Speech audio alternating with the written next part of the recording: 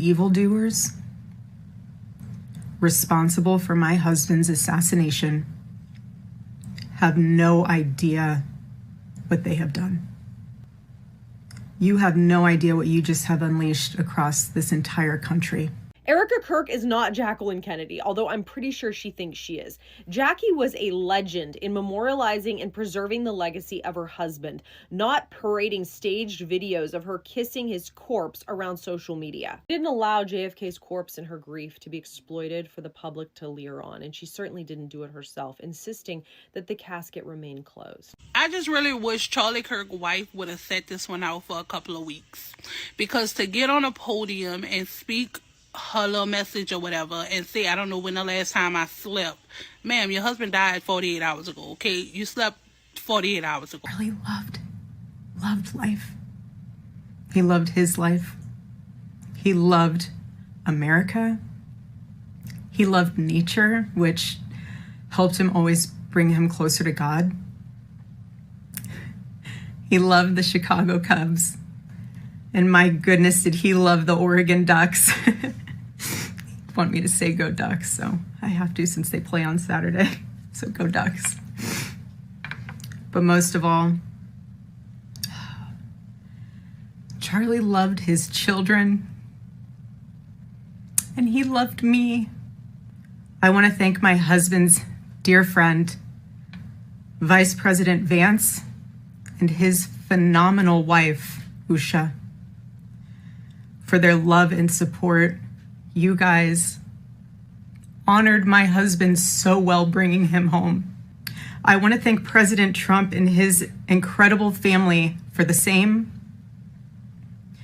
Mr. President, my husband loved you. And he knew that you loved him too. The evildoers responsible for my husband's assassination have no idea what they have done. You have no idea what you just have unleashed across this entire country and this world. You have no idea. You have no idea the fire that you have ignited within this wife. The cries of this widow will echo around the world like a battle cry. They should all know this. If you thought that my husband's mission was powerful before, you have no idea. You have no idea what you just have unleashed across this entire country and this world. You have no idea. You have no idea the fire that you have ignited within this wife. The cries of this widow will echo around the world like a battle cry.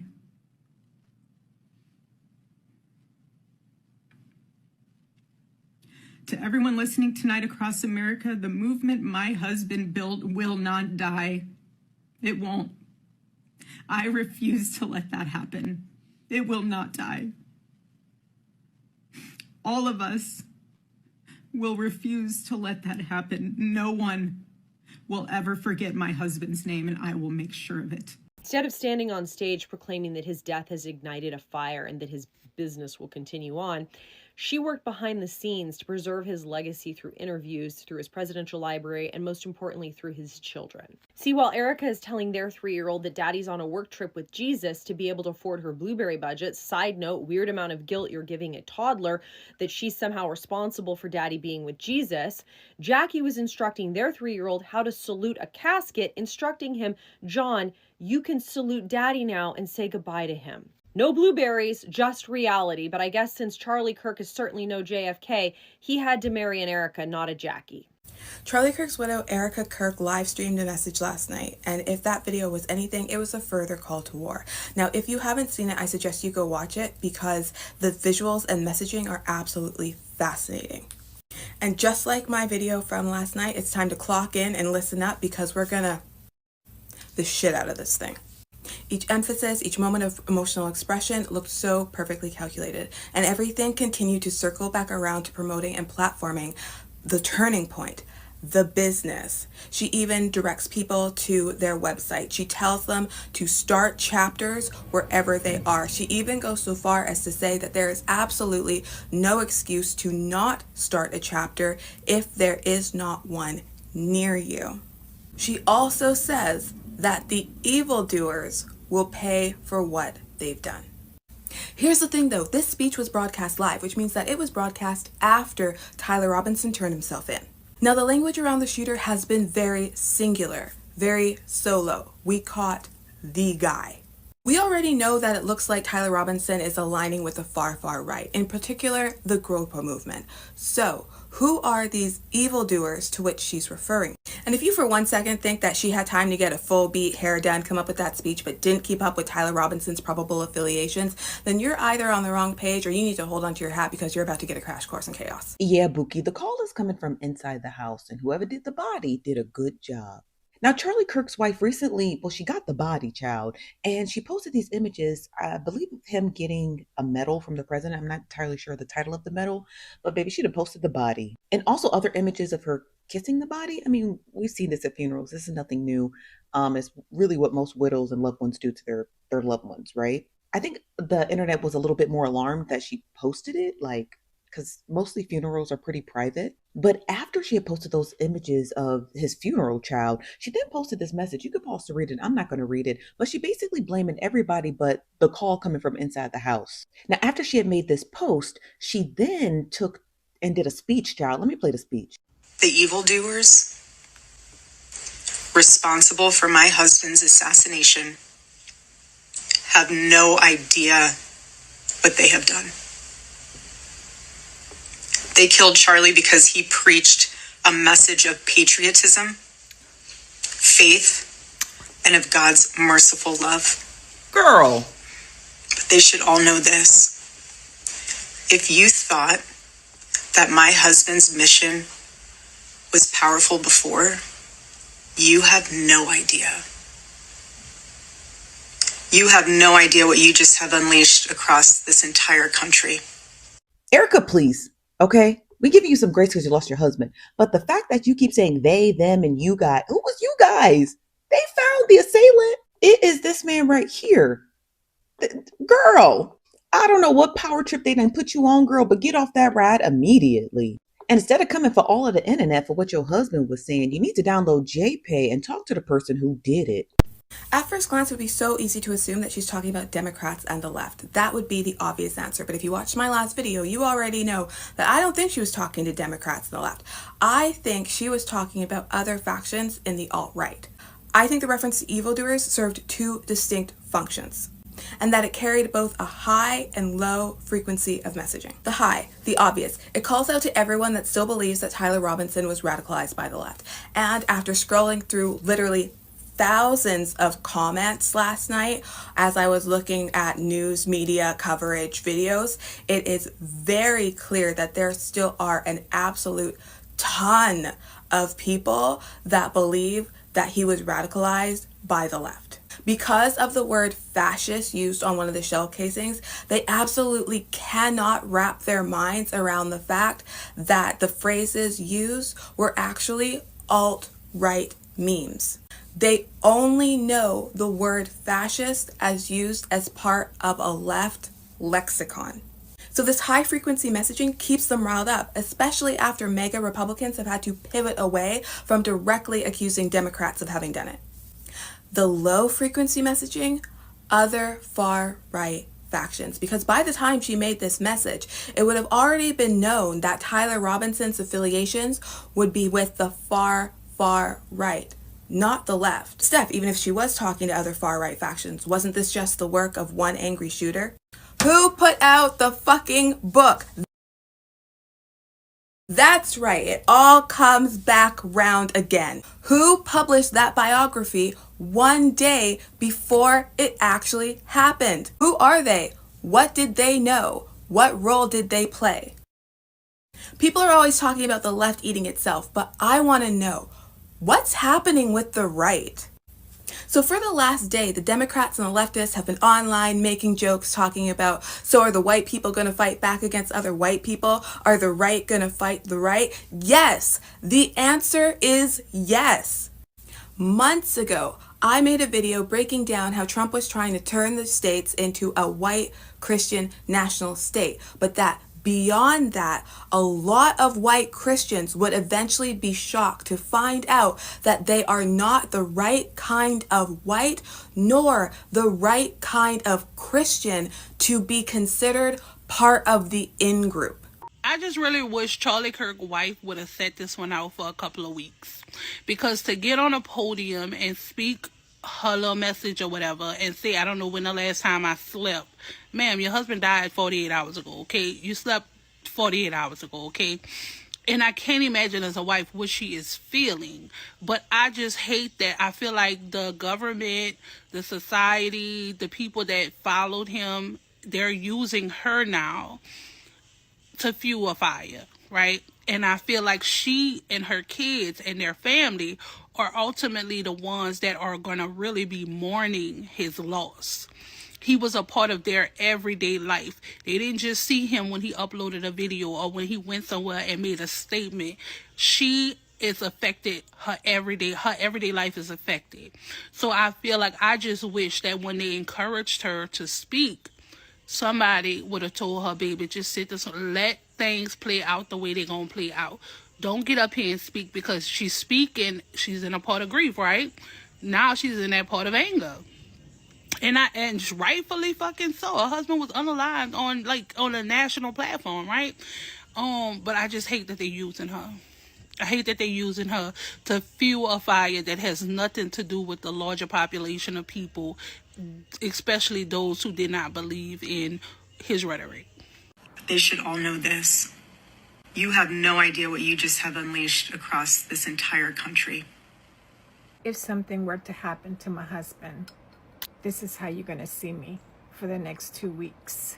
Don't expect a full glam, makeup, hair, matching outfits. And I get it. We all grieve differently. I get that.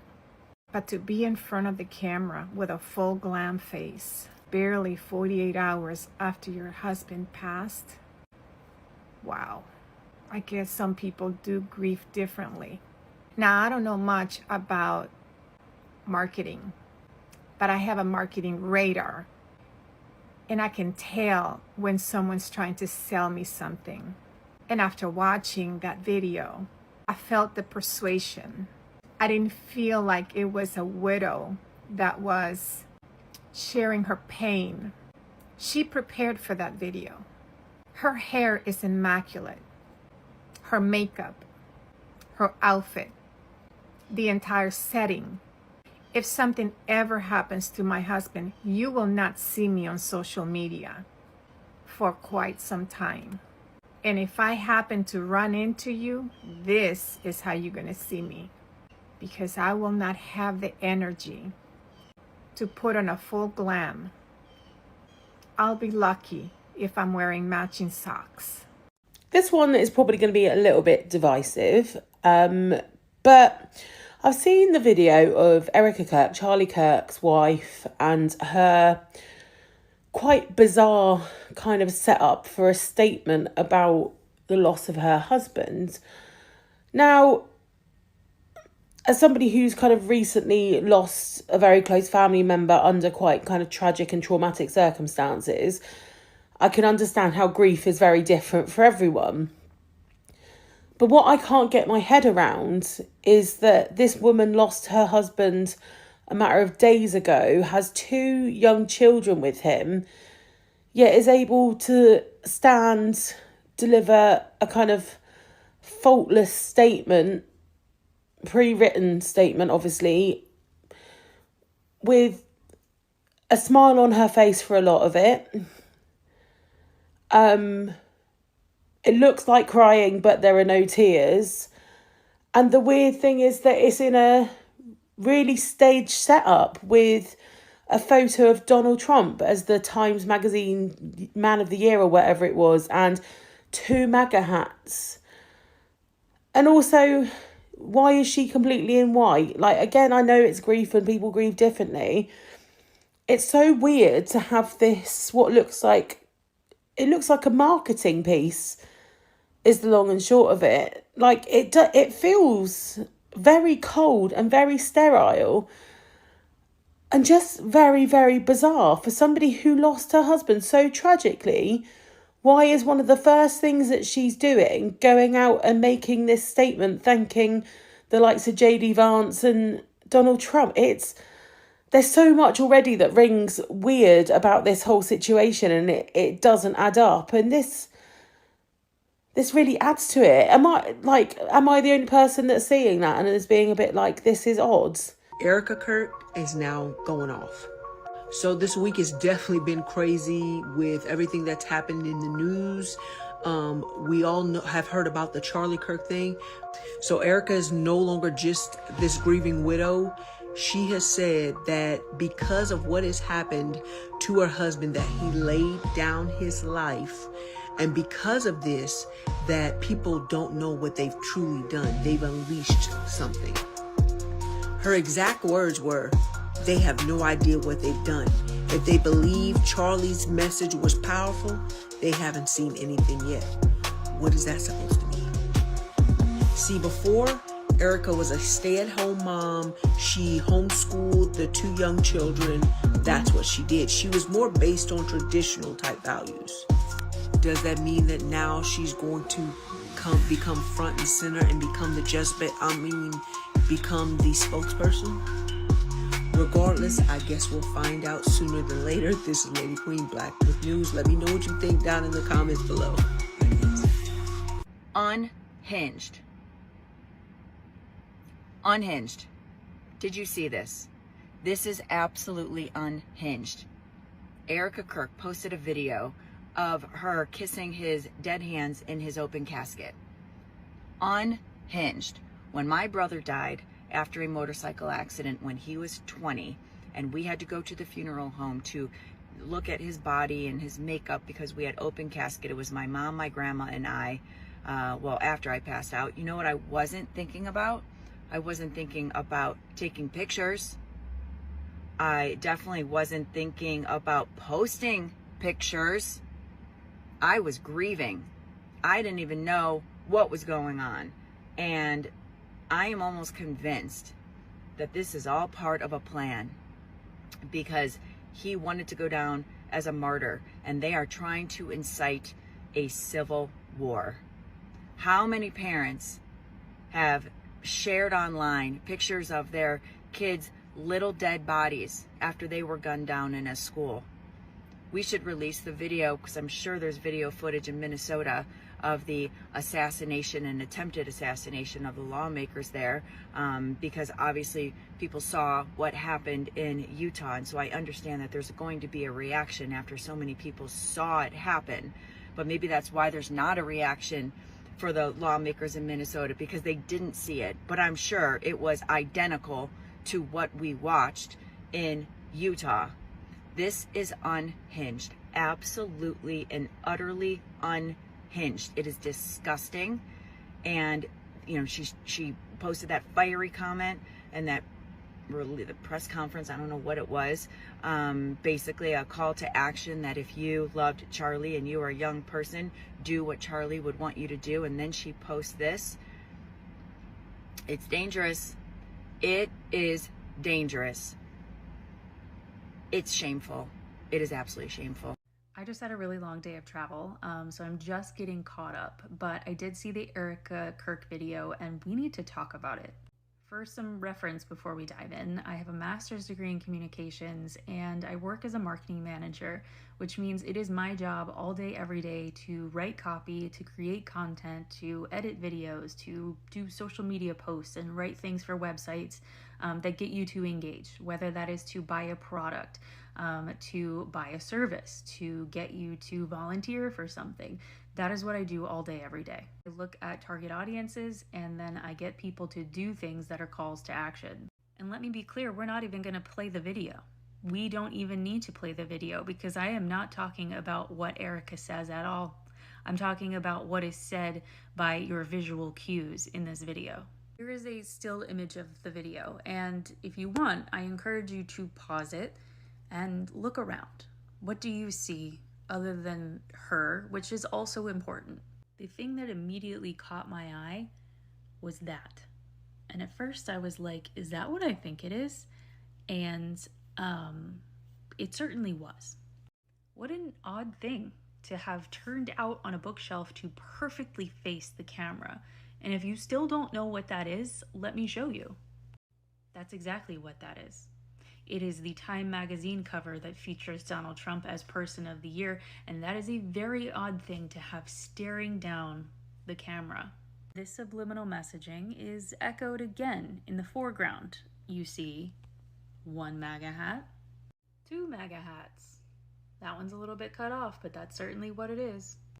Now, given the events of this week, it makes sense that Charlie's picture is here, and it makes sense that there is some text there, but there are two things that do not make sense. What doesn't make sense for a mourning wife is to have the Turning Point USA logo at the very top. This is a branded statement. What also doesn't make sense is a podium in the middle of an office. Podiums, or lecterns as they're sometimes called, are used when you want to put someone in a position of authority. Think about a speaker at a conference. Think about even a pulpit in church. It's also a place where we know that messages are typically delivered that are either unifying or inspirational. Last but not least, look at just how much white is involved. You have the white bookshelf, the white wall. She is dressed in white. We are trying to make her, from a marketing perspective, look innocent and angelic and pure and all of those things that are associated with the color white. Yes, she does have a black shirt on, but this is not the typical look of someone who is in mourning. Typically, we see people wearing black. And let's not forget the empty chair with the microphone, which is very clearly meant to acknowledge Charlie's absence. But it's done so subliminally. And then she's standing there presiding over that empty chair from a podium. Now that you've seen all of that, my challenge to you is to write in the comments, what do you think all of this is? And what do you think all of this means? Because what I saw in that video today was not necessarily just a woman who is mourning her husband's death. I have a lot to say about that, but I just want to... There's a creator called Total Hypocrisy. I'm going to tag her below. I loved her take on the entire thing. I'm not going to go into detail. She does break down the optics of this. She's in marketing and all of that stuff. So she does break down like the entire optics of this. There's 47, Donald Trump in the background, all of that, right? Charlie Kirk, the turning point sign. She breaks down like the entirety of what this is trying to give off. What I will touch on only one thing she said, and that is the optics of this in terms of the wife looking like angelic and the room being white and pristine and her even wearing a white suit with her blonde hair down, and talking about the fact that it's supposed to give out like some sort of like goodness or angelicness or like, you know, sweet wife, whatever to that degree. Again, go watch her video. To me, a person of color, a black woman, this actually is very creepy. This lack of color, for me, it's a lack of a human being present, right? It's very much giving uncanny vibes. And right, she's a widow. She lost her husband. This is not me taking down Charlie Kirk or talking about celebrating his death. I'm not celebrating his death. I'm not mourning it either, Pookie. Like, please move on. But the optics of this as a black woman, it's very much giving the mistress of the house, the master's wife. Like, this makes me unsettled, right? Like, this is giving... what's her name? Something Joy from The Handmaid's Tale. Serena Joy from Handmaid's Tale. It creeps me out. And I think there's a level of cultural difference when we're viewing optics. It's like, because white America has the foothold and their boot on everybody's necks, they have created a realm in which they do things like this. And what it's supposed to signal to all of us is, you know, a very sweet, safe, white, you know, angelic, right? Because, you know, angels, whiteness, like they're tied together. But to any black person who's ever watched a scary movie, this looks like the beginning of one. This looks like in the movie when they tried to pan to when everything went to shit. This, right? Like I'm unnerved. It's giving Stepford wife. It's giving the lack of something. And I don't know, like, I don't want to say like the lack of a soul, the lack of a human. I can't pinpoint it because it's probably different for everybody viewing this and seeing this and watching this. And I don't want to speak on behalf of everybody. Also, I'm not trying to take down this woman. She just lost her husband. Whoop-de-doo. But what I'm saying is that the optics of this scenario, with the Trump in the background and the white hat and the gold, whatever, the symbolism that it's supposed to give to me personally, as a black woman, it creeps me out. This does not look like a grieving wife. This looks like our new prime minister. Okay, this looks like the queen taking over for the king. You get what I'm saying. And this is what I'm saying, like when it comes to culture, we're watching like scary movies or horror movies and people are like, I did not see that coming. I assure you, as a black woman, I saw it coming. There is something about somebody who tries to portray a level of like, I'm pristine, I'm put together, like, there's something about that person being like that 24/7. I'm talking from a movie aspect or from a TV show that's like, ooh, she's not the killer. Even if she's not the killer, she helped the killer. Something going on with her, right? This is what this gives. By no means do I look at this and go, oh, she's a good woman. I look at this and go, is she a part of B613? Like, I am concerned. I am worried, right? Like, she looks all too happy to be taking over. Again, I am not saying she's happy her husband got shot and was killed and lost the father of her children. That is not what my take is about. So if you're going to enter my comments saying that, leave. My take is that if you've ever watched a show or a scary movie, you know there's a point in the movie where there is a speech given of some kind and the person is set up like this and you're like, oh, this is about to either be the murderer or the person who takes over the country. That is what this is giving. Under no circumstances do I go, oh, poor thing. And again, I'm black. I have my issues with the rhetoric with Charlie Kirk. This is not what this video is about. My point is, optically, I am terrified. I am worried. I'm afraid. I'm uncomfortable. Like, those are all the emotions, not me specifically. I'm just uncomfortable. For me, it's giving Uncanny Valley. It's giving Serena Joy. Like, it's not giving anything besides this cannot be good here, right? And I think, like I said, culturally, maybe white people will see this and go, oh my God, she looks like such a sweet woman. Poor thing. And for me, it goes, I'm taking over his shit. In like a B613 kind of way. And maybe Scandal is on the brain too much and I'm doing too much of a Scandal brain drop here, but tell me what you think of this image, because she did put out a speech and like there's a podium in his office. The entire thing is white. And I'll add this last part because I had a video on this before. There is something very strange about having a house, any portion of your house, completely and utterly devoid of color. And I'm not just talking about the little drops and hints of color. But to go out of your way to have a white or a beige house to be devoid of color gives a level of soullessness I simply cannot describe or articulate appropriately right now. But pontificate on this image here. What vibes are you getting? And again, watch Total Hypocrisy's video because I loved her breakdown and she discusses it in her So Erica Kirk just gave a speech about her late husband, Charlie Kirk. But let's be clear, this is not a grieving widow. This is the most dangerous kind of woman, the male-centered woman. She stood up there and she called Charlie the perfect husband, the perfect father, and she promised that his voice, his movement, his mission will live on through her. But what was his mission?